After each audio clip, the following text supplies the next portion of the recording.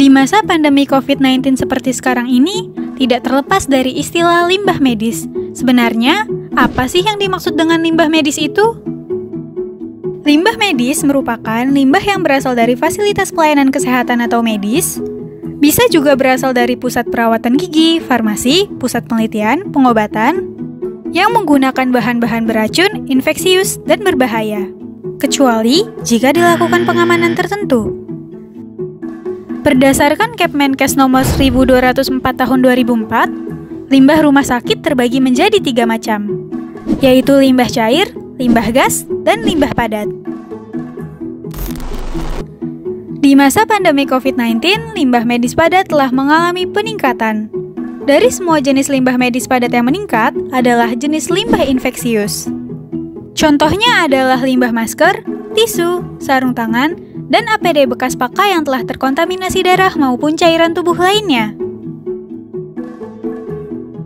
Menghadapi pandemi COVID-19 yang penyebarannya sangat cepat dan mudah, penggunaan alat pelindung diri menjadi sebuah keharusan. Hal ini menyebabkan timbulan limbah medis bekas APD melonjak secara signifikan. Berdasarkan data dari Kementerian Lingkungan Hidup dan Kehutanan, telah tercatat peningkatan sebesar 30% limbah medis di masa pandemi COVID-19. KLHK juga menyatakan bahwa kapasitas pengolahan limbah medis oleh Fasiankes hanya sebesar 70 ton per hari dan kapasitas pengolahan oleh pihak ketiga hanya sebesar 244 ton per hari. Hal ini menunjukkan bahwa kapasitas pengolahan limbah medis yang tersedia belum dapat memenuhi jumlah timbulan limbah medis yang dihasilkan. Secara khusus, pengelolaan limbah medis telah diatur oleh pemerintah dalam Permen LHK nomor 56 tahun 2015 tentang tata cara dan persyaratan teknis pengelolaan limbah B3 dari fasilitas pelayanan kesehatan. Pada masa pandemi COVID-19, untuk menjamin pengelolaan limbah medis dan pengoptimalisasi kapasitas pengelolaan limbah medis di seluruh Indonesia, baik yang dilakukan oleh fasilitas pelayanan kesehatan maupun jasa pengelolaan limbah B3 berizin, pemerintah mengeluarkan surat edaran yang ditujukan kepada pihak-pihak terkait. Limbah medis B3 apabila tidak dikelola dengan baik dapat menyebabkan dampak yang buruk terhadap kesehatan manusia maupun lingkungan. Dampak tersebut antara lain: meningkatnya timbulan limbah medis yang terbengkalai, pencemaran dan kerusakan ekosistem, terjadinya overload kapasitas tempat sampah di Fasiankes, membawa risiko yang lebih besar terhadap kesehatan, misalnya infeksi kulit, antraks, meningitis, AIDS, dan demam berdarah, serta munculnya industri nakal, seperti penjualan masker bekas pakai yang dapat membahayakan kesehatan untuk para pemakainya. Penanganan limbah medis fasilitas pelayanan kesehatan telah diatur dalam Permen LHK nomor 56 tahun 2015, yaitu dengan cara 6P.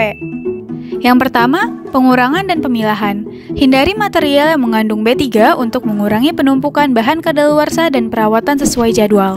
Pisahkan dan wadahi sesuai dengan karakternya. Warna merah melambangkan kategori radioaktif. Warna kuning melambangkan kategori sangat infeksius dan limbah infeksius. Warna ungu melambangkan kategori sitotoksis. Dan warna coklat melambangkan limbah kimia dan farmasi. 2.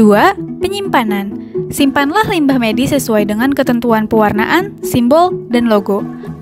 Limbah medis juga harus disimpan sesuai dengan waktu yang sudah ditentukan. Buatlah catatan dan laporan penyimpanan limbah medis. 3. Pengangkutan. Angkutlah limbah medis dengan kendaraan bermotor sesuai dengan aturan yang berlaku. 4. Pengolahan.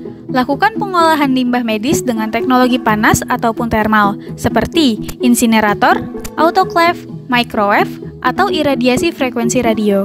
Pengolahan limbah medis juga dapat dilakukan dengan teknologi non-termal, seperti ekapsulasi, inertisasi, dan desinfeksi kimiawi ataupun teknologi biologis.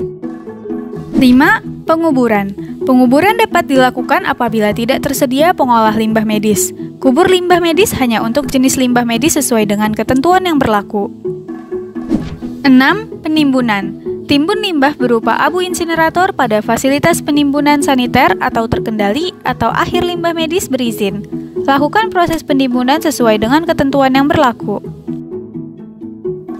Setiap individu sebagai bagian dari masyarakat bisa berkontribusi untuk membantu mengelola limbah medis dari diri sendiri. Salah satu caranya adalah dengan membuang limbah medis infeksius seperti masker dengan cara yang tepat. Berikut merupakan cara yang tepat berdasarkan WHO.